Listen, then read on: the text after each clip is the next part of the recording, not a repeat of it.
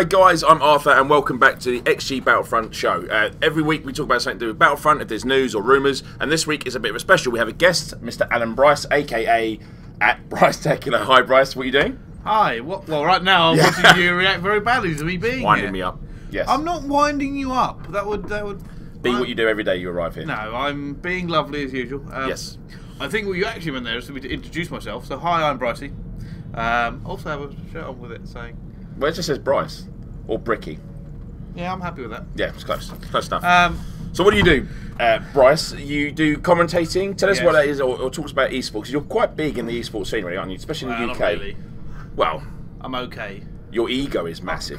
My ego is not massive. At no point have I ever pulled an ego trick. Every day. And don't ever pull it. So yeah, I talk about games to an audience, and they love it. But you do it in a competitive sense, so like you would shoutcast, like a commentator in football, you call the plays in a computer game as such. Yeah, and that is always really difficult to explain to people when they ask what I do for a living. What's difficult about it? What, explaining? Yeah, what makes your job hard to do? Say for a player sort of thing. More or less, it's the fact that everything you say is massively judged by people at home who don't do what you do. Mm-hmm. That, and I don't think people realise the level of multitasking that sometimes goes on. Like, you don't really do that many rehearsals if you're a caster. You don't ever do a rehearsal if you're a caster, mainly. Well, your game's alive, aren't they, I suppose? So you don't get a chance to you've got to say specific things as an intro. You're also driving, which is controlling what you see. Give us your intro. Which intro would you like? Give it a hi, I'm Brice. That one. I can't know. That sounds quite creepy. I don't do that. What's your one? Ladies and gentlemen, welcome. It's time to jump into the next game. Coming to you live from Extreme Gaming, I am Bricey. Joining me for this one, it will be Arthur Tolmie, otherwise known as that. Yeah, brilliant. I'm glad you stopped there. That was good. Well, that's why you do your job and I do what I do, because I can't do that. So, I mean, it is a talent, isn't it? It takes time to perfect it. The amount of research that goes into it, and like I said, you're multitasking, you're reacting to a conversation with the person beside you, you're looking at the game, you're talking at the same time, you're also looking for the next engagement, while at the same time trying to thread in various facts and figures and histories and backstories. So yeah. So it's quite tough. It's not just literally sitting there talking. It is, you have a lot going on at any one time. Yeah, I mean, it looks easy, and once you've done it for a while, you kind of get used to it, but it's not that easy, I suppose. Okay, well, I mean, thanks for explaining that, because obviously the reason we do this show every week is to talk about the upcoming title from DICE, which is Star Wars Battlefront. Yes. Now, you've known me for quite a few years, so you know I'm a little bit of a Star Wars fan. Yes. It's borderline obsessive. Yeah, so. Just non-stop talks about Picard. Yeah, and you do nothing but troll me about my love for Star Wars, don't you? Yeah, so I'm expecting to find out loads of like Star Trek swap overs you're going to do. I won't buy it. I won't buy it. You won't buy it. Okay. I'll probably buy it. You won't. So obviously, with Star Wars Battlefront being released this year, it's been kept under wraps pretty tightly. Obviously, I think because some of it links in with Star Wars Episode 7. They're not releasing any sort of real core details about the game. We do know it's made by DICE. Can I tell you what worries me about it? Oh, yeah. Well, okay, fine, go for it. How many game tie-ins do you know that? GoldenEye. Yeah, that's one. The same one you need. Technically the same one you would put is Spider-Man 2 there, but... no, it was alright. No, the original one, back in the day. What, on the PlayStation? Yeah. Yeah, well... That was amazing. Wasn't as good as GoldenEye. No, it wasn't as good as GoldenEye, truth be told, but that's a rare shot. Think of all the other ones that haven't been very good. X-Wing, TIE Fighter. Superman 64.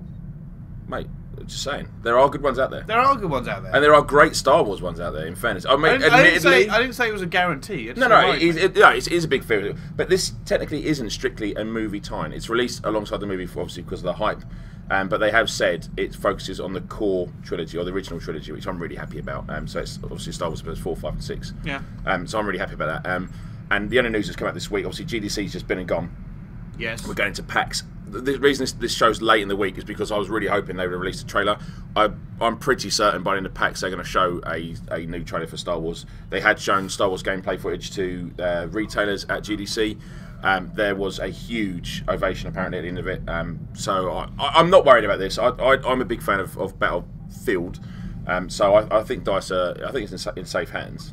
So I understand the fear of a movie tie-in, but I think this is going to be fair enough. I just for a long time. I thought I'd throw it out there. No, I think it's a fear a lot of people got. I think when it's tied into such a huge franchise. In fairness, I think a lot of people are afraid for the movie. Let's be honest with you, the last 3 weren't great. No, they were awful. I'm a Star Wars fan. I know a lot of people disagree. I'm not a big fan of the prequels. I think they're awful. 1, 2, and 3 in the series were clearly the best ones. Yeah, yes they were.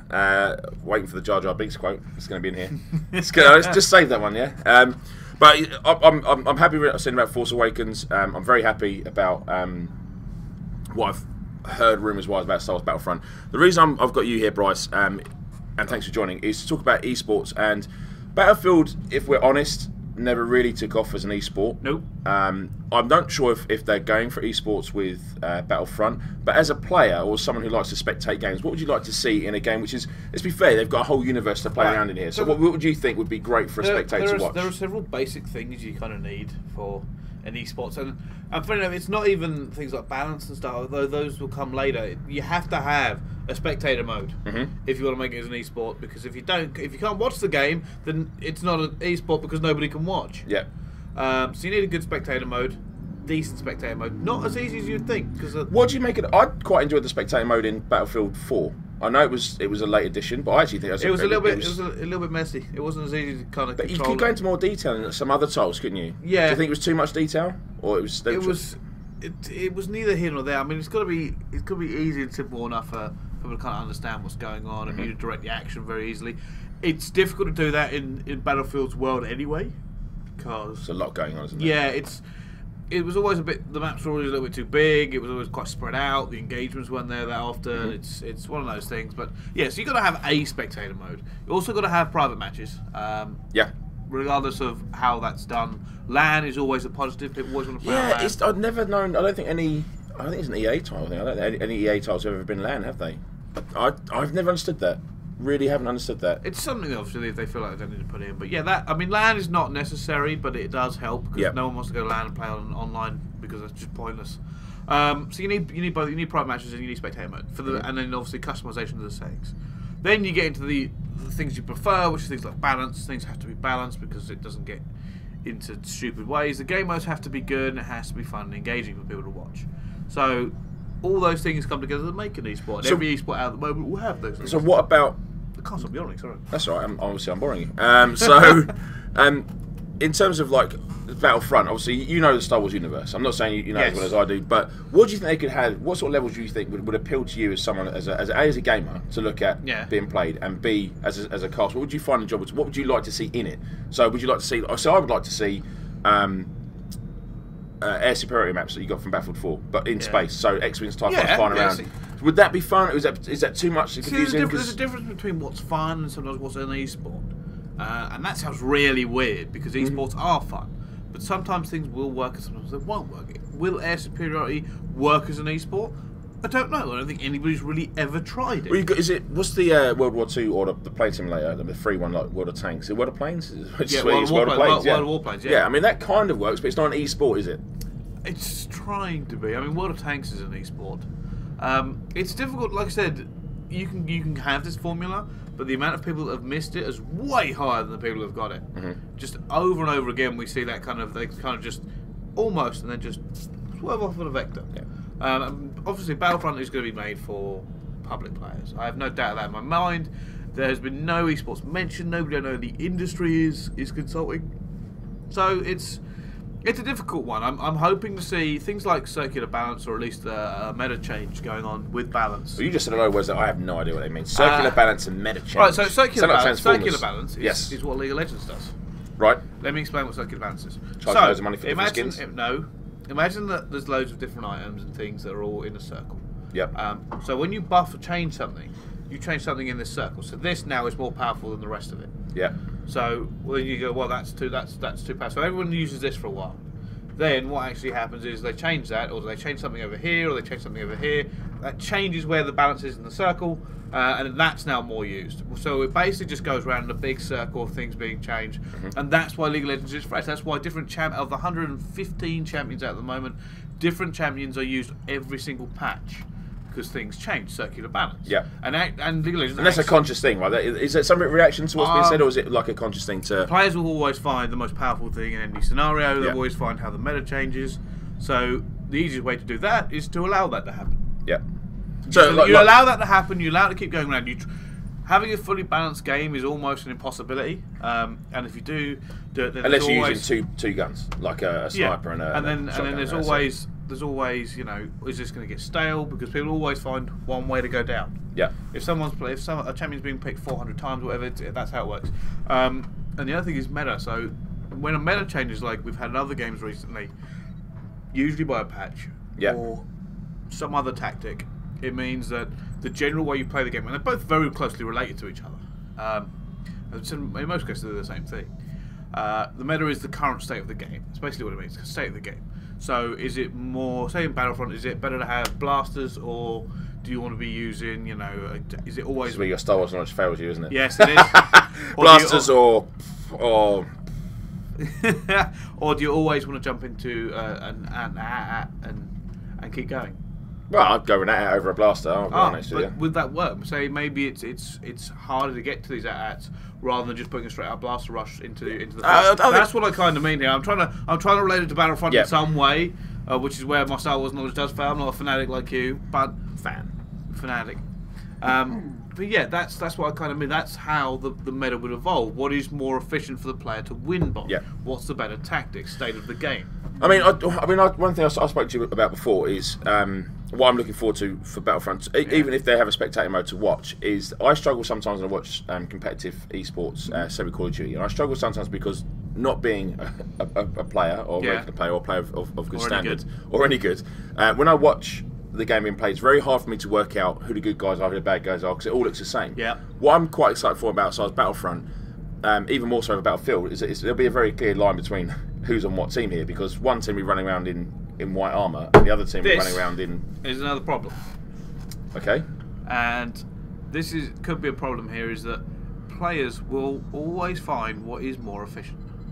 And it actually happened in a recent first-person shooter called Call of Duty Ghosts, where one of the DLC characters appeared a lot thinner, although apparently the hitboxes were the same, appeared a lot thinner, and everyone was like, it's just a mental thing, it's harder to hit. So that was all banned. And things like one of the ghillie suits were also banned because it was hard to see. So if you're talking about... That's the idea of a ghillie suit though, right? That's the camouflage. Yeah, but not when you're trying to do a balanced thing there, and it means either everybody has to run around with them or nobody does. Yeah. So nobody does. That was the rule that was made. So when you've got guys in lovely white armour going against guys who might be in a little bit more camouflage to the background going on, unless it's a snow map, in which case the guys in white armour have the advantage, then that's a problem. That's a really good point. I hadn't even thought of that. I looked at it from a casual player's perspective and thought that'd be quite fun to watch, quite easy to watch.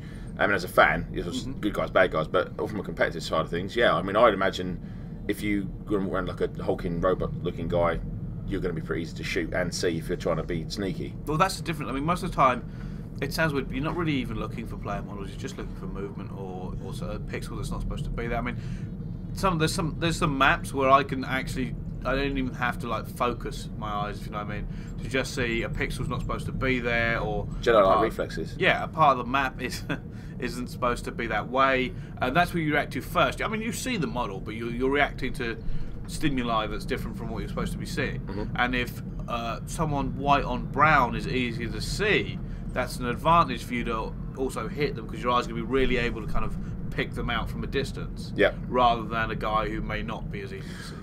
Also, one thing to talk about is Battlefront's known for it. Every now and again, you deploy like a hero character. Yes. So there was like in Battlefront 2, there was like you could get Darth Vader could come out, or Yoda, or the Jedi. Basically, it was Jedi. We'd just run around, and I don't know how that's going to work. Do you see that? I mean, I suppose it'd be one of the things to be removed from. Well, you say this, but it wouldn't be like other games haven't got streaks like that. I suppose, yeah. I suppose a kill streak turns into a Jedi, which is kind of against their code. But I just unless you're Anakin. Yeah. Here's your lightsaber, Luke. Your dad killed 30 kids with it. Yeah, go on. Right. So here we go. Okay, so thanks for joining. I know it's probably it's a little while till we see anything out. Obviously, a lot of what we just discussed is speculation, because there is no real news on Star Wars Battlefront. Give us the news. Give us the news. I'm hoping by the time you can find out here. Yeah. Well, Look at that plug. What Fantastic. also, this is all done on green screen. So what background should we have for this? Star Wars related, and don't say the Enterprise because I know that's where you're going with this. What should we do? Where should we be? Vulcan. Vulcan. What? New Vulcan or old Vulcan? New Vulcan. That's just rubber in space then. Yes. Right. Brilliant. Fantastic. So you want us just floating through space? Yes. Fantastic. I'll There we produce- go. I'll Oh, produce I'll a produce piping yeah, up. yeah, sorry. Hey, yes, Actually, we're. it's New Vulcan. Sorry. Actually, it's New Vulcan. It's like populated by like 10,000 people, but New Vulcan does exist. Great. The price is Cheers. great. Thanks. Thanks for adding that. Thanks. And why do you have to bring up Vulcan anyways? Anyways, because now Nimoy. Spock. Yeah. Yeah. Nimoy died. Also, I know that upsets you. Yeah. Thanks. I tell you Right. what you could put in the news, the fact that, Han Solo, a little bit ill. He's not lit well. Actually, he's He's okay. dead. He's not dead. Han Solo is not dead. He crashed a plane. It's a conspiracy. He controlled landing, saved some people's lives. No, he didn't. We could have crashed into the city and killed people. No, he didn't. Exactly, because he He's landed dead. onto. He's not dead. He crashed into a lake, he's dead. Right. Han It's a Solo. conspiracy. What they're going to do is they're going to wait until the film's about ready to come out and then tell you. And they'll be like, I have to see this film now. Well, they won't. Yeah, they will. They won't. 100%. Okay. Well, this is why Bryce doesn't commentate on actual news. Because Oh, it'd be you'd great bringing the actual terrible. news. I would tell you the real news. About what You else. just make news up. No. Potentially. Anyways, thank you very much for joining us. I know you've got a busy No schedule. problem. What's next for you? I'm going to go have a kip on the sofa. Brilliant. So join us next week where hopefully we'll see some footage, the first ever trailer for Star Wars Battlefront. I'm excited. I know Bryce isn't. So I'm Oh! I'm Uh, excited. You are? Yes. Really? Yeah, I want to play. Oh, okay, good. I actually downloaded the other two Battlefronts the other day. They're great games. Yes. Yeah. They have not aged well, though. No. The Playing gameplay's it's fun, like, wow. and like what you can do in it's fun, but nostalgia's a killer really when you go back to it. It's like, Yeah. that's not how I remember this game. But still, fantastic games to build from. Right. See you next week, hopefully, guys. I've been Arthur, that's been Bryce, and we'll see you soon. Bye-bye.